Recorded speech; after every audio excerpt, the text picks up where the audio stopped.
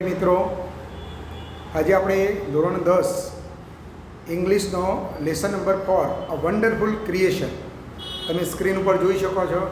આપણને પાઠ દેખાશે. પહેલાં હું તમને પાઠની સ્ટોરી કહીશ, એનો વિડીયો બતાવીશ અને પછી લાઈન ટુ લાઈન એને સમજાવીશ.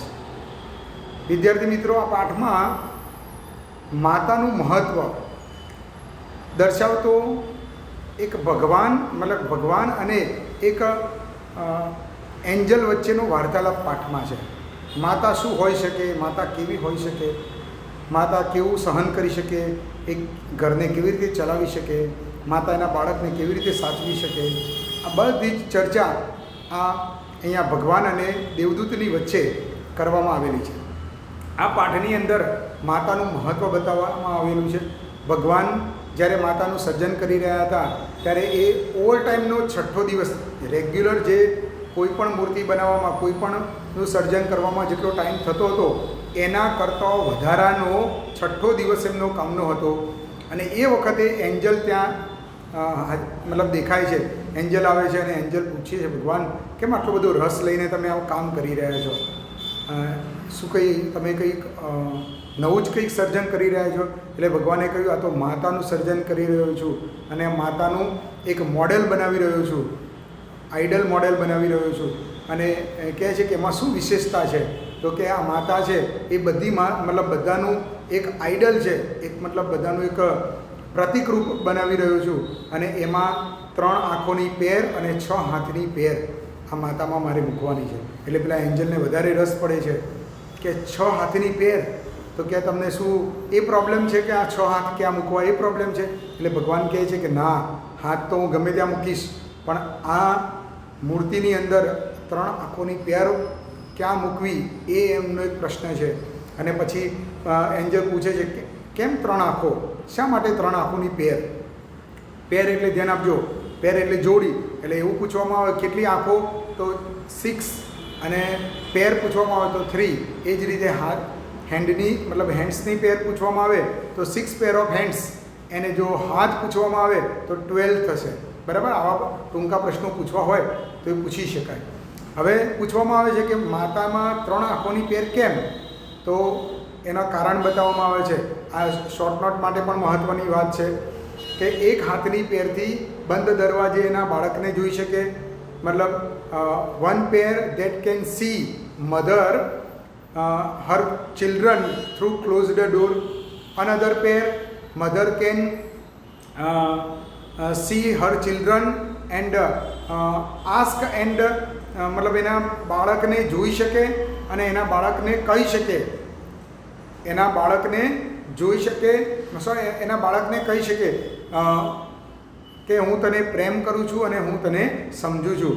Mother can ask Har children, I love you and I understand you, કે હું તને પ્રેમ કરું છું અને હું તને સમજું છું. વિધાઉટ અટરિંગ અ વર્ડ, એક પણ શબ્દ બોલ્યા વગર એની માતા એના બાળકને કહી શકે, હું તને પ્રેમ કરું છું અને હું તને સમજું છું. વિધાઉટ અટરિંગ વર્ડ એટલે એક પણ શબ્દ બોલ્યા વગર. And the third pair, mother can understand her childrens thought without opening them. Without secret thing without opening them. માતા એના બાળકના મગજમાં શું સિક્રેટ વસ્તુ છે એનું બાળક એને કહે નહીં તો પણ એ સમજી શકે. એટલે જો પહેલી આંખની જે પેર છે એ બંધ દરવાજે એના બાળકને જોઈ શકવાની, બીજી આંખની પેર છે એ એના બાળકને કહી શકે કે હું તને પ્રેમ કરું છું અને હું તને સમજું છું, બોલ્યા વગર કહી શકે. અને ત્રીજી આંખની પેર એનું બાળક બોલે નહીં તો પણ એના મગજમાં રહેલી સિક્રેટ વસ્તુ એ પોતે સમજી શકે. બરાબર? અને માતાનો એક ખોડો છે, જે બાળક એમાં બેસે એટલે એના બધા દુઃખો દૂર થઈ જાય, એનો થાક દૂર થઈ જાય. અને માતામાં એક કિસ મૂકેલી છે that can cure everything from broken leg to broken heart. એ તૂટેલા પગથી માંડીને તૂટેલા હૃદયને સાજું કરી શકે છે. એટલે માણસને શારીરિક ઈજા હોય કે માનસિક ઈજા હોય એને સારી કરી શકે છે માતાની એક કિસ. બરાબર? અહીંયા આ પાઠની મેં તમને સ્ટોરી કહી. હવે એ પાઠનો અહીંયા હું તમને એક વિડીયો બતાવીશ.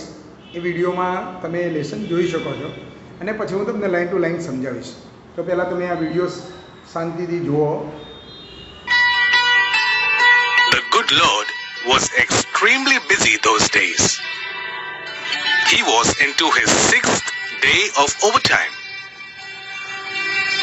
When he was working with full concentration, an angel appeared and commented, "You are taking too much care for creating this creature."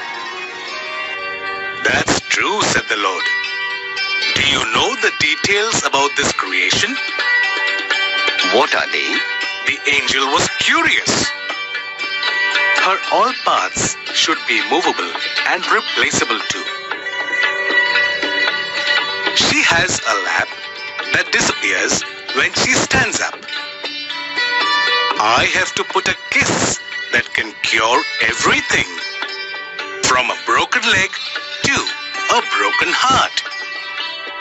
Moreover, she has to have 6 pairs of hands.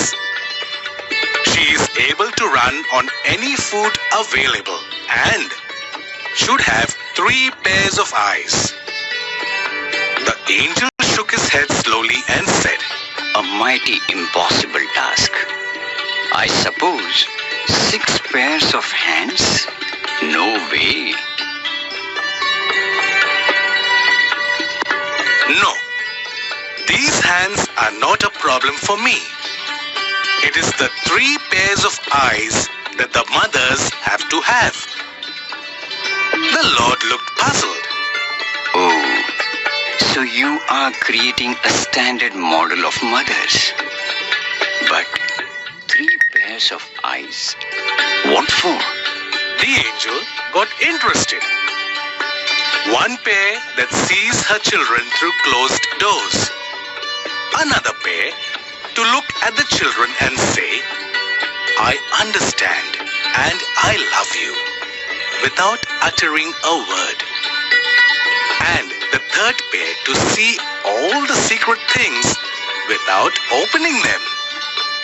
"Lord," requested the angel, "please go to bed. Do not take this much trouble in a single day." "I cannot," he refused. "I have completed most of the work. I have put my best of ideas into this model. Now, this mother will heal herself when she is sick. She would be able to feed a family of 6 members only on half a kilo of cabbage. And she would manage a 9-year-old child's bath, play, study, food, and sleep without getting irritated." The angel went around the model of the mother very slowly. He touched it and said, "It's too soft." "But very tough," said the Lord, excited. "You cannot imagine what this mother can do and endure." "Can it think?" "Not only think, but can reason and compromise too," said the Lord. The angel was impressed. He went closer to the model and moved his finger across the cheek. "Oh Lord, her eyes are leaking." "How did this happen? It must be a tear. I have not put it there. It is a miracle," the Lord exclaimed. "But what is a tear for, my Lord?" "It is something unique. Maybe it is for pain, joy, pride, disappointment, loneliness," the Lord explained. What a wonderful creation.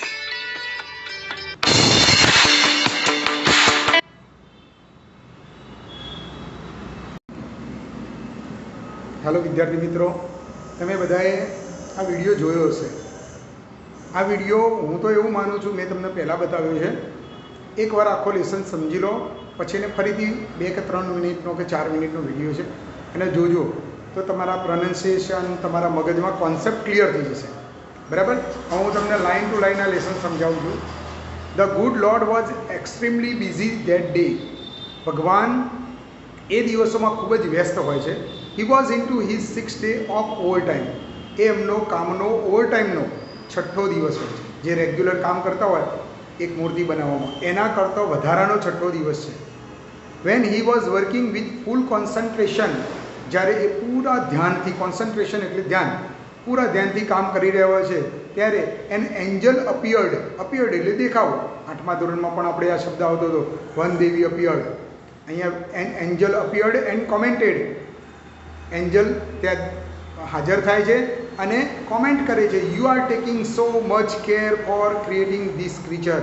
તમે આ પ્રાણીને, creature એટલે પ્રાણી, ક્રિએચરનો મતલબ પ્રાણી, આ પ્રાણીને બનાવવામાં તમે વધુ પડતી ધ્યાન આપી રહ્યા છો, વધુ પડતું કોન્સન્ટ્રેટ કરી રહ્યા છો. ભગવાન જવાબ આપે છે, that's true said the lord. ભગવાન કહે છે તારી વાત સાચી છે, that's true. Do you want to know the details? શું તું એના વિશેની વધારે માહિતી જાણવા માગીશ? What are they? The angel was curious. Curious એટલે જિજ્ઞાસા વૃત્તિ બતાવી. એન્જલ આતુર હોય છે જાણવા માટે. ઓલ હર, હવે અહીંયાથી તમારી શોર્ટ નોટ તૈયાર ચાલુ થાય છે, ખાસ ધ્યાન રાખજો. All her part should be movable and replaceable too. એના બધા જ પાર્ટ કેવા છે? મૂવેબલ છે અને રિપ્લેસેબલ છે. She has a lap. એને એક ખોડો છે. That disappears when she stands up. ધ્યાન આપજો, આ શોર્ટ નોટનો શરૂઆતનો ભાગ છે. હું જેમ તમને કહીશ એ શોર્ટ નોટ, એમાંથી ટોપિક લેવામાં આવે છે અને શોર્ટ નોટ આખી બનશે. એ શોર્ટ નોટ પણ મહત્ત્વની છે, આઈએમપી છે, મોસ્ટ આઈએમપી છે. All her part should be movable and રિપ્લેસેબલ. એના બધા જ ભાગ મૂવેબલ છે અને રિપ્લેસેબલ છે. સી હેઝ અ લેપ. લેપ એટલે ખોડો. એને એક ખોડો છે. That disappear when she stands up. જ્યારે તેણીની ઊભી થઈ જાય ત્યારે ખોડો અદૃશ્ય થઈ જાય છે. I have to endow her with a kiss. એન્ડોનો મતલબ શું? એને આપવામાં આવી છે, એનામાં કંડારવામાં આવી છે, એનામાં મૂકવામાં આવી છે. I have to endow her with a kiss. મેં એનામાં એક કિસ મૂકી છે. That can cure everything from broken leg to broken heart. તૂટેલા પગથી માંડીને તૂટેલા હૃદય સુધીને સાજું કરવામાં એ કામમાં આવે છે. Moreover she has to have 6 pair of hands. વધુમાં એને 6 હાથની પેર હોવી જ જોઈએ. She must be able to run on any food available. એ કોઈ પણ ફૂડ અવેલેબલ જે હાજર હોય એ ફૂડ ઉપર એ ચલાવી શકે છે. And C should have 3 pair of eyes. અને એને 3 આંખોની પેર હોવી જ જોઈએ. હવે જો આટલી વાત થઈ એટલે એન્જલ છે ને આશ્ચર્યચકિત થઈ જાય. The angel shook his head slowly and said. એનું મોઢું હલાવે છે અને ધીમે રહીને કહે છે, a mighty impossible task I suppose. 6 pair of hands, no way. કે આ તો એકદમ ઇમ્પોસિબલ ટાસ્ક છે, મતલબ પોસિબલ જ નથી. આઈ સપોઝ, હું ધારું છું. 6 pair of hands, no way.